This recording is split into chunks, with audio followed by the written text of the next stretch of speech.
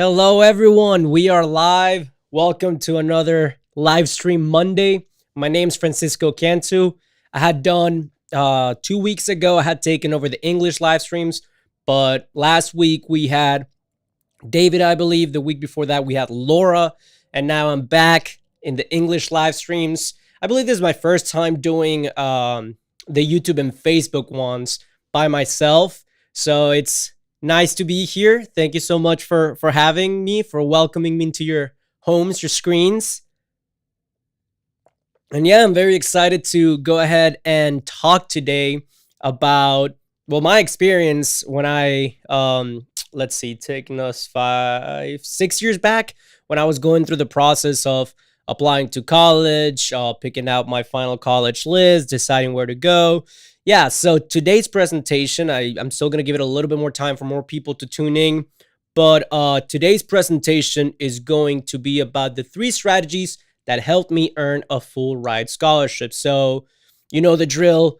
In this presentation, I'm going to start off sharing my experiences, my own sort of journey, and then I'm going to draw parallels from that so that you as a parent can see how each of these strategies can be applied to your own household, to your own student situation, so that you can go ahead and emulate whatever you can. And hopefully you too can also go ahead and help your student earn a full ride scholarship when going to college.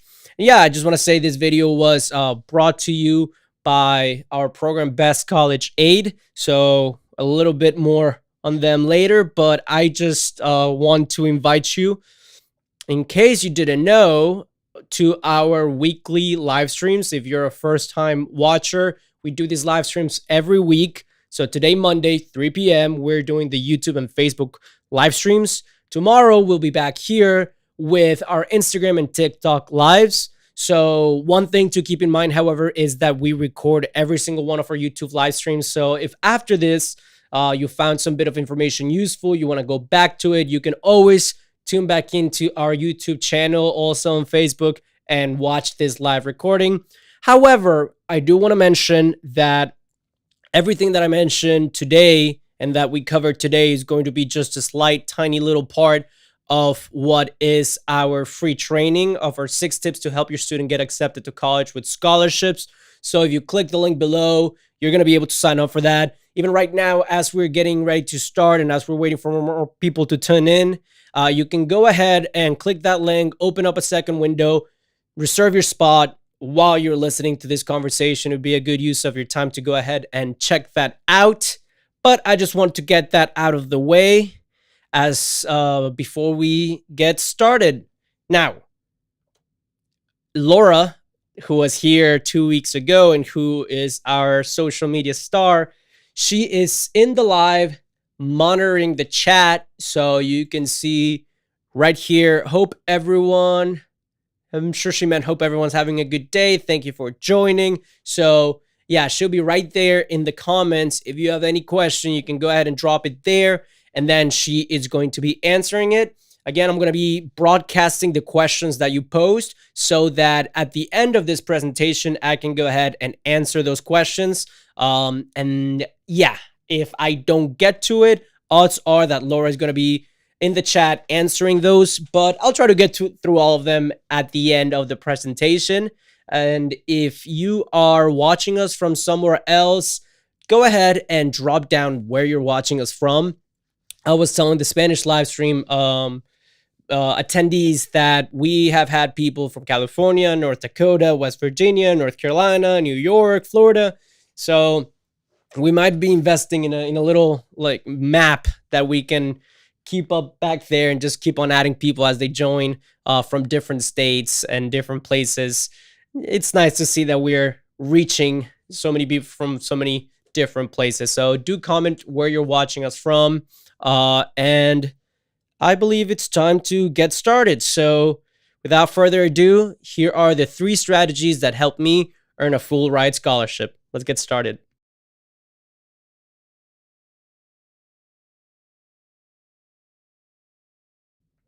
So, number 1, the first thing that helped me get a full ride scholarship is that I started the process early. And what I mean by this is that I finalized, just to go ahead and talk a little bit in more tangible terms. I finalized my college list. It was 12 schools, I believe, the summer before I started my 12th grade. Now, why is it important to start early or to finish early? Well, there's a multiple reasons why that helped me get a full ride scholarship. So, first is because as I took advantage of early action and early decision, not only was I increasing my odds of being accepted, because as we teach our students inside Best College Aid, and as you can learn in the presentation that we have in the video description, when you apply early, odds are that the acceptance possibilities that your student has go up, simply because the acceptance rate for early applications is higher than the overall school's acceptance rate. Now, that's not the case for all schools, but for most schools, yes, applying early tends to have a higher percentage or a higher acceptance rate. And that's simply because, people who, it's a combination of students who apply early usually, have higher statistics and they're on top of things. That's why they apply early. But also, it's also because it shows the university that you are committed and that you are interested in, attending that institution. And demonstrated interest, as we have talked about in previous live streams, is a big key. It's a component of the thing. It's something that colleges care about and look at. So that demonstrated interest is part of the reason why college tours are important, why, sending letters of interest, or like when you're going with a coach, why visits are so important. So yeah, by applying early, you demonstrate interest.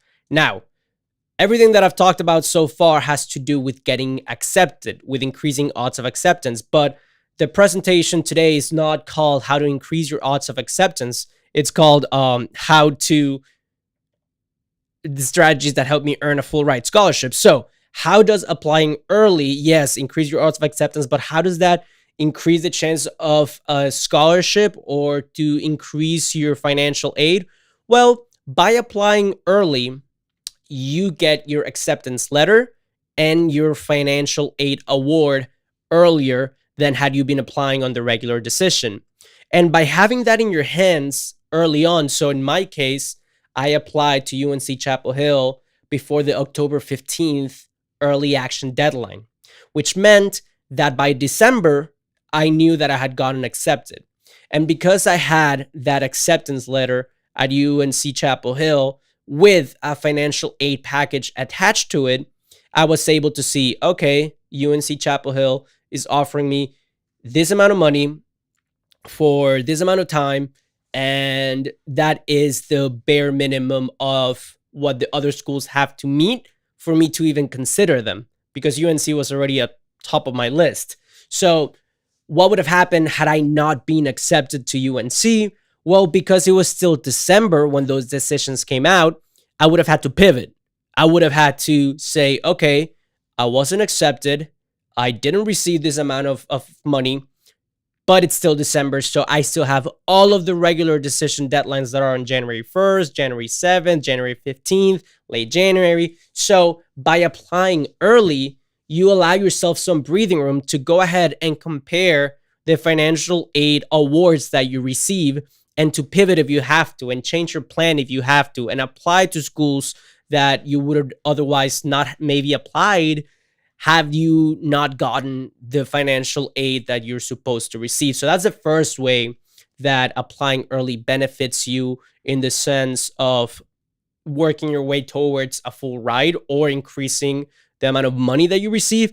And then the second way that starting the process early helped me and can help your student is that if your student applies early and consequentially goes ahead and gets accepted early, by knowing by December, let's say, well, whatever number, 27, let's say by December 27th, you know that you were accepted to XYZ University with whatever amount of financial award and scholarships, the time that you would have otherwise spent applying to other schools, stressing out about, any other type of application that you had to submit, you can now spend applying for private scholarships. So your student can take advantage of the fact that they have learned the college's decision early on and use that to apply to private scholarships, because all of that is going to sum up. Again, private scholarships are completely independent of federal, institutional,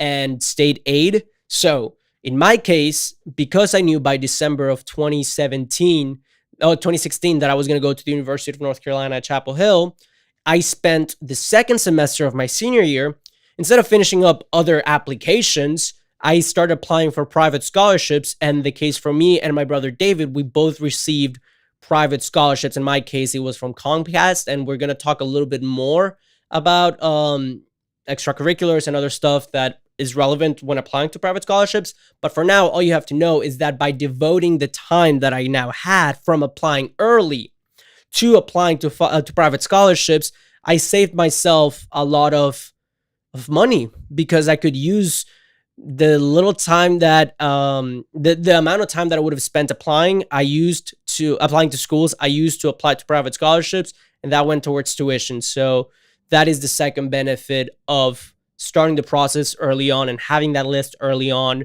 because it will really be worth your while if you are right now about to start your senior year to go ahead and figure out what your list is going to look like and take advantage of those early action and early decision deadlines. If you're a parent, encourage your student to take advantage of those early decision deadlines, early action deadlines, because in the long run is very much going to be worth the bang for buck that it takes to apply early. So that was the first strategy that I implemented. The second strategy was participating in extracurricular activities. Now, one thinks about this, and obviously we know that extracurricular activities from previous live streams we know that extracurricular activities are important for getting accepted. However, in terms of aiming at a full ride scholarship or increasing the amount of institutional aid that you receive, well, extracurricular activities do matter and do count towards the money that you're eligible to receive. And to give you a very concrete example of this, I can simply use my sister Laura, who one of her extracurriculars, if not her main extracurricular, was theater. Throughout the 4 years of high school, Laura was into theater. She was in all the plays, she was in the club, and she knew that she wanted to maybe not necessarily make a career out of it or major in it, but she was interested in furthering her studies in that department. So when she applied to Mary's College in New York, she made sure she emphasized her involvement in that extracurricular activity. And that resulted in Laura receiving an institutional scholarship for the theater program. And all she had to do was minor in theater and be part of the theater department. And she received X amount of money every year just from participating in that extracurricular activity. In my case, I was involved in student government, and I started being involved in student government starting sophomore year. I was the president of my class. And then I was also a swimmer my entire life. If you tune into the live streams every week, you'll know that all the Cantus, we were swimmers. And apart from that, I was also involved in NHS, in debate. But I did all of these activities, if not 4 years of high school, definitely 3 years. So I did them for a long time. And why am I sharing this with you? What does that have to do with the topic of the presentation, which is getting full rides? Well, I briefly mentioned earlier that I was able to focus on private scholarships the second half of my senior year of high school. And the private scholarships that I applied to were based on leadership that I earned through these extracurricular activities. So in my case, extracurricular activities translated to being eligible for leadership scholarships. Now I want to turn it on to you, the viewer, the parent. If your student is participating in theater, plays a musical instrument, debate, insert whatever extracurricular activity you can possibly imagine. If your student is participating in that activity, yes, it is beneficial for increasing odds of acceptance into a university. However, the reason why that is important in the sense of paying for college is that it automatically qualifies them or makes them eligible for a number of private scholarships whose prerequisite could be, oh, to qualify for this private scholarship, you have to play a musical instrument, or you have to be in, I don't know, the debate club. Any sort of extracurricular activity that you can think of has a private scholarship attached to it. And in the training, which I very much encourage you all to register for, again, as we're doing this presentation, it doesn't take much of your time to just go ahead and click that link in the description to go ahead and register for the free training. We elaborate on how you can find these private scholarships, but just to keep the flow of the presentation going, by participating in extracurricular activities, yes, you increase odds of acceptance, but you become eligible to earn more and more and more private scholarships whose prerequisite could be those very extracurricular activities that your student is already enrolled in. So it's kind of like a dual benefit to practice and be heavily involved in extracurricular activities. Again, increase odds of acceptance, but also the topic of this live stream is increasing financial aid and scholarships. And it does so by making you eligible or making your student eligible for these private scholarships. Now, before we move on, and please do continue. I see that Joe Friedman has asked us a couple of questions in YouTube. Can I use jobs on scholarship applications? Oh, that's a great question. Laura is going to be taking care of some of them in the chat. Also, at the end, I'm going to go ahead and answer those questions, Joe, but do keep them coming as I go ahead and elaborate a little bit more on this presentation. For the end, I am going to go into full Q&A answering mode. But as of right now, again, I want to finish up the second strategy by talking about not just mentioning, oh yeah, extracurricular activities are important, but because I like to leave y'all with tangible knowledge, I want to cover two things that are very important for colleges when considering extracurricular activities. If not the most important two things, certainly two of the most important things that colleges look at when considering extracurriculars, and that is leadership and duration. Now, why did I go ahead and share my experiences and my activities with y'all, and why are they relevant in the topic of extracurricular activities? Well, because they demonstrated those two concepts really well. When I talk about duration, I talk about being a swimmer for 12 years of my life.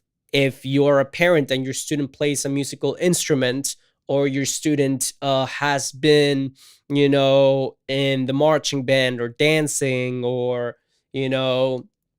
any activity that you can think of, if they have done it for a while, then it's probably in their best interest to continue to pursue that activity because it demonstrates the concept of duration, which is super important for colleges when reviewing applicants' extracurricular activities. And then the second concept that is super important with extracurricular activities is leadership. And now what I mean by leadership is not just going and being part of the debate club, the drama club, the environmental club, and all those activities. No, what I mean by this is an active role within the organization that makes an impact, that your membership is being felt through these positions. So this is the perfect example of quality, not quantity. Colleges care about you not just being a member of a club, because anyone could just pay a fee, or if there's no fee, just showing up to a meeting once and be like, oh, yep, I'm a member of this club or this club or this club. But what really does show a student's commitment to making an impact is going ahead and pursuing those leadership positions. So just to finish up this second point, when discussing the impact of extracurricular activities, duration and leadership, super, super important elements that you as a parent need to, encourage your student to pursue and to demonstrate. And finally, if your student is a little bit younger, what we recommend our members, and what I certainly recommend every parent watching right now, is to use these middle school years as sort of an exploratory phase in which a student is involved in many, many different activities. If your student is in middle school or a little bit younger, let them play soccer, let them play basketball, let them, if they want to try the flute, let them play the flute, make them explore as many or let them explore as many topics as they want, because this exploration phase is going to weed out all the activities that if they were to weed out in high school, they would look like they're just involved in a bunch of activities for the sake of being involved. But by doing that early on, they can find the activities for which they are passionate about and then focus on those activities that they already like, so it won't even feel like a burden, and pursue those activities throughout the 4 years and easily implement the concepts of leadership and duration because they're already doing an activity that they like and because they found it early on. So it becomes super seamless and easy to continue to pursue this activity. So yeah, that was the second strategy. And the third and final, before I go ahead and do the Q&A session, is to work as a team with my parents. Now, this might be super relevant, or I'm willing to bet this is super relevant to all the parents here, because it's something that many times is underestimated, the importance of having that clear channel of communication with the parents. I would say out of the three strategies, out of anything, having that relationship with my mom and my dad, of being able to divide and conquer certain activities of the college application process, were what made me earn that private scholarship. So there's a couple of points that I want to hit with the concept of working as a team with your parents, or if you're a parent with your students. And the first one is that they helped me choose universities. And what I mean by this, I'm not saying that my parents went ahead and say you have to apply here, here, here, and here, and I'll apply there. No, that's not how it went. That's not what I'm recommending at all. But when you are a student in high school, you usually have these social pressures of, okay, all of my friends are applying to this school, all of my friends are applying to this state school, to this local school, to this school nearby, to this trending school, whatever it is. And it's very easy to go along and have this blinded perspective of, okay, I want to go where my friends are going, without considering other factors. So what I mean by this by this first piece of advice is that in my case, my parents served as a different perspective, because they were doing what you as a parent or you as a student is already doing right now, which is inform yourselves. I mean, that's why you're here, and that's why you're going to go ahead and register for our free training. By doing that, my parents researched enough to know the importance of finding a generous school, because not all schools are equally as generous. Not all schools provide the same amount of education, of institutional financial aid. So because my parents knew that, they offered this perspective when I was making my college list and said, okay, are the schools that you're applying to generous? Are the schools that you're applying to offering the majors or the career paths that you're interested in studying? Things that I had not considered by myself. And had I been alone without this team with my parents, I wouldn't have even thought about considering, because again, I was very blinded by the social pressures of, okay, my friends are applying here, here, here, and here. So that perspective, that mature, older perspective that my parents provided, was crucial for me to make the best decisions when finalizing this list of schools. And doing so early, as I mentioned, the first piece of advice it's super crucial because it opens so many doors. So again, my parents' input of what variables and what elements of a school, specifically generosity and academic programs offered, are important, very much helped me consider and make the right choice when it came to picking out my college list. Then the second reason, and a little bit more technical reason, why working as a team with parents, and if you're a parent with your student, is so important, is because there are financial forms such as the FAFSA and the CSS profile that must be filled out before every year that the student is going to go to college.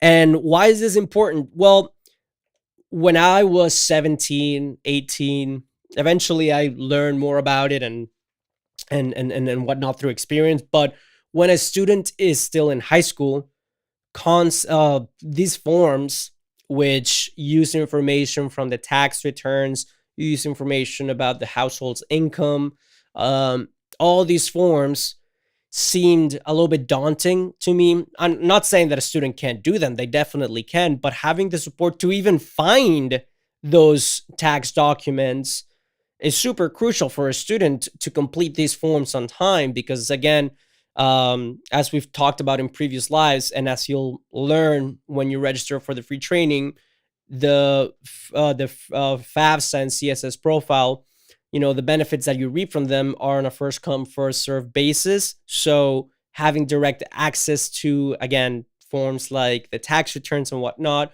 is crucial to be able to fill out these forms in a timely manner. So having their support with filling out this documentation or getting access to the documents needed to fill out this documentation was crucial for me to apply to everything on time and for everything to be filled out in a timely fashion. So yeah, that is why that is super important. And then the final aspect, sorry, the final aspect as to why teaming up with your parents is super crucial is because you are going to, as a parent, hopefully, you are going to have your student be accepted to multiple schools, school 1, 2, 3, and 4. And when that time comes, there's going to be a few decisions that have to be made regarding, okay, what school am I going to pick?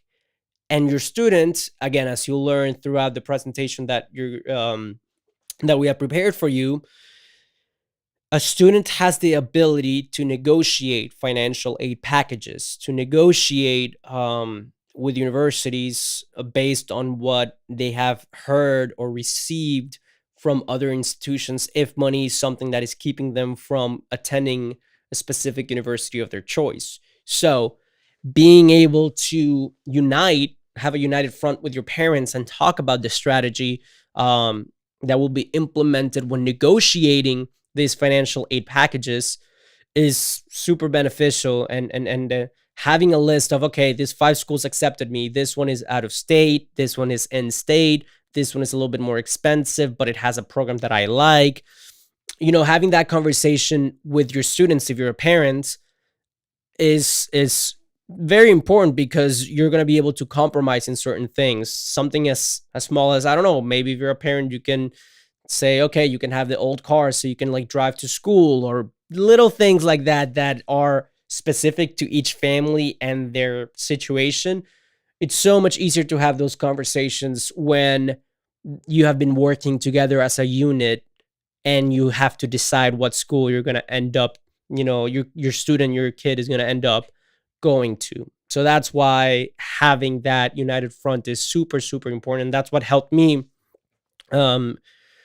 figure out the decision of going to UNC, because although it was out of state, I knew I had my parents' support when maybe it came to travel, or maybe when it came to XYZ thing, and negotiating schools with David. When David got accepted to Marist College, where he ended up going, he had to negotiate the financial aid that he received from Marist, and he had my parents' support when crafting those emails and proposing a certain amount that he needed the extra money for in order to be able to afford going to Marist College. So all those things become much, much easier when there is a united front and when they're done as a team.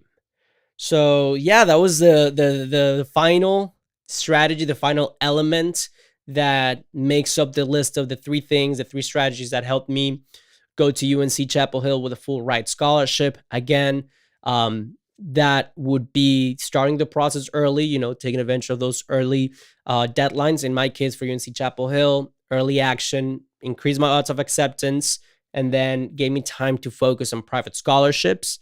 Then the second would be to focus on extracurricular activities. Extracurricular activities not only increase again the competitiveness of a student's application, but it also allows and enables them to qualify for private scholarships or institutional scholarships even.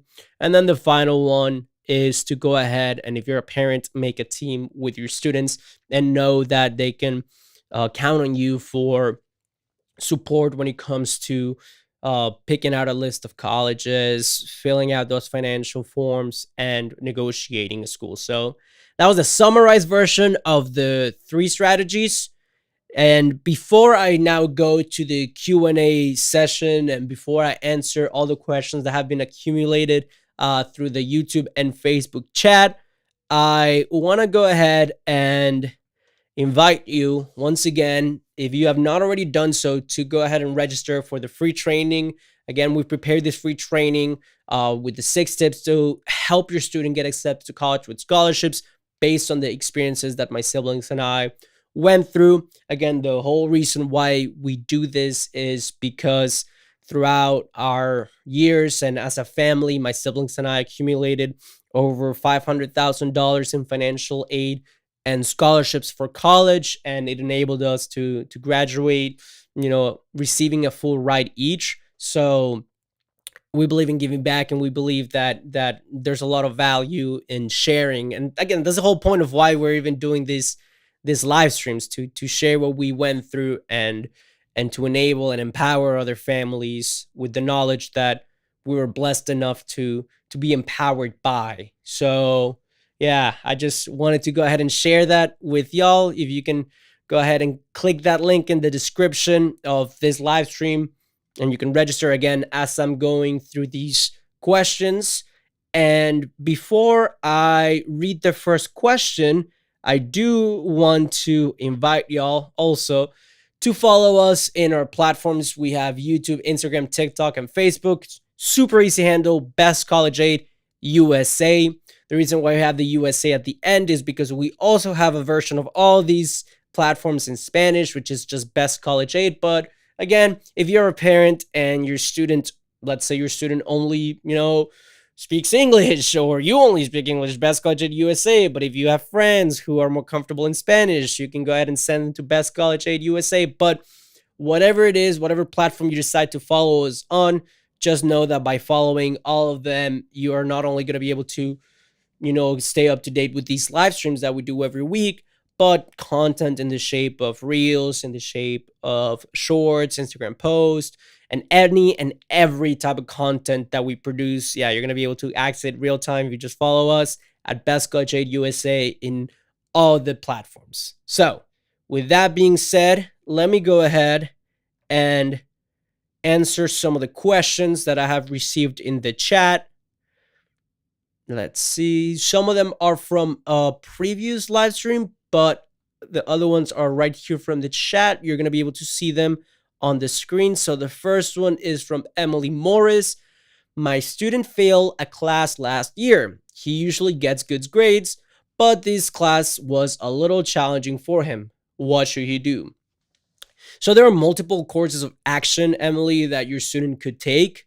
The first is to see if your school or your high school offers remediation classes. So that would be whether it's through the summer or through an online means. Go ahead and retake the class. And if you get above a certain grade, perhaps replace the score that your student would have in their transcripts from that original class that they failed. If your school does not provide this option, it would be in your best interest for your student to do a 180 and very much commit to their grades, because when an admissions officer is reviewing your student's application, they're going to be looking at a very holistic application, which includes the transcripts. And those transcripts break down semester by semester, class by class, year by year, what the student's performance was.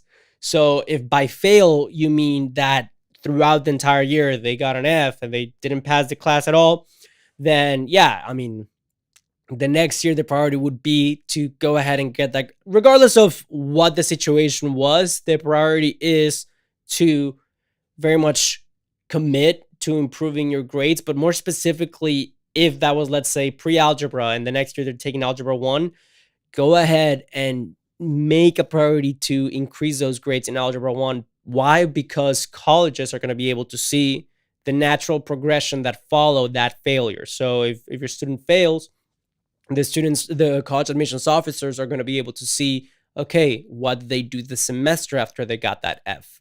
If your student is not able to take some sort of remedial class, what did the student learn from that experience? Oh, okay, they got an A the next semester, or a B plus the next semester in a similar field. Okay, that means that they got that they figured things out, that they committed to improving, and that they went ahead and showed that improvement. So colleges having access to transcripts could be, a little bit of bad news if you fail, but also you're saving grace if after having failed, your student gets, focused and goes ahead and improves on that subject area. So that would be my recommendation. First, see if you can do some sort of replacement or remedial class to substitute that bad grade.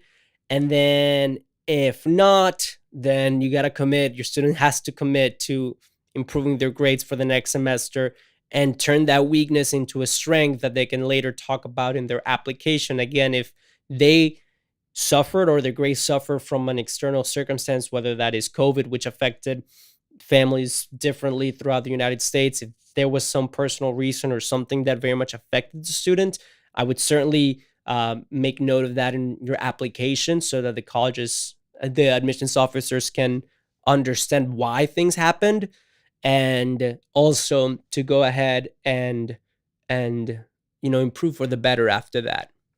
So thank you. That was an excellent question. Next up, we have Megan Jones. What is the difference between a private and an institutional scholarship? Great question. So basically, when a student is calculating or considering their financial aid package, they should look at 4 types of different amounts or sources of money. And the money that they receive comes from 4 different sources. There are private scholarships, institutional scholarships, state scholarships. I said private, institutional, state, and federal. So each one of these we've talked about in different live streams, but just to give you a quick recap, federal scholarships come from the federal government and are distributed by filling out forms such as the FAFSA. Then state scholarships are given, by the state. So in Florida, I know we have Bright Futures, and each state has their own version of their state scholarships, which are again distributed based on different requirements, whether that's above a certain grade on a score on the SAT or ACT or a certain GPA. Then there are institutional scholarships that are provided by the institution for which the student is reviewing that application for. So in my case, the University of North Carolina, Chapel Hill gave me a scholarship that was based on the funds that they had available through their endowment. Again, if you're a little confused on what any of these terms mean, we go a little bit more in depth on those and the free training. So I do recommend you click the description below so that you can get that description. But as of right now, that's institutional. And then the final one that we talked about in this presentation is private aid. So that is given out by companies or private corporations such as Coca-Cola, Microsoft, Apple, any of those, but also they can be like at a local level, whether it's your county, your district, your city. They have different committees that could give out scholarships. So those are completely independent on, the federal government, the state government, or the institution. Yeah, so those are the 4 different types of financial aid, and each of them have their own different qualifications and scholarships. To learn a little bit more, I would check out that the free training that we have in the link down below. Let's see, going back to the YouTube question. Let's see. Joe Friedman asked,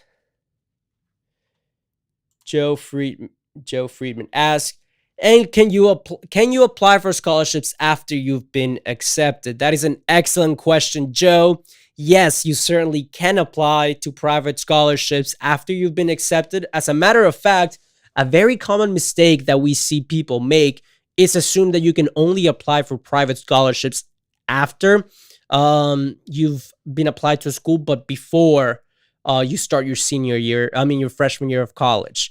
And many people go ahead and apply for a bunch of private scholarships the senior year of high school. And then once they start college, they stop without realizing that they have the possibility of continuing to apply to a bunch of private scholarships throughout their 4 years of college and continue to reduce the cost of attendance throughout those same 4 years. It's all a matter of considering the qualifications or prerequisite for each specific private scholarship.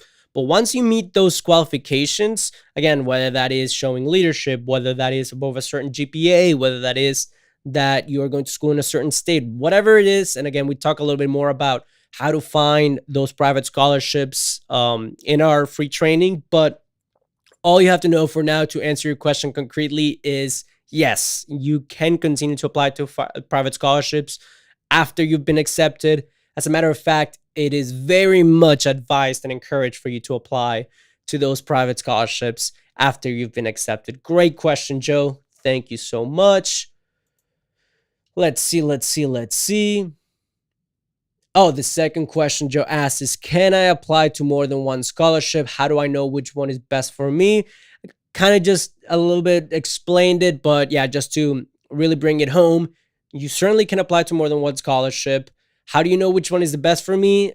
Whichever one will give you money is the best for you. So I would just apply to as many as you qualify for and continue to do so throughout the 4 years. Which one is best for you? Again, the one whose qualifications and prerequisites you meet so that you can continue to apply. I mean, you're not going to get all the ones that you applied to or apply for, but I'm sure anyone would welcome $1,000 here, $2,000 there, $5,000 there to reduce that cost of tuition. So again, excellent question, Joe. Thank you so much. Let's see if I believe we have one more question before we wrap it up, and that is from Patty Lozano. What is the difference between a weighted and an unweighted GPA? Good question.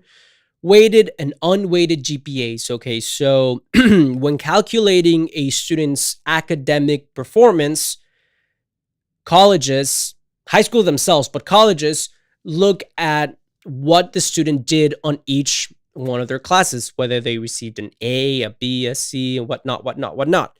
But because different high schools have different teachers, different qualifications, different classes offered, in order to sort of standardize, the way that they compare students, they have weighted and unweighted GPAs.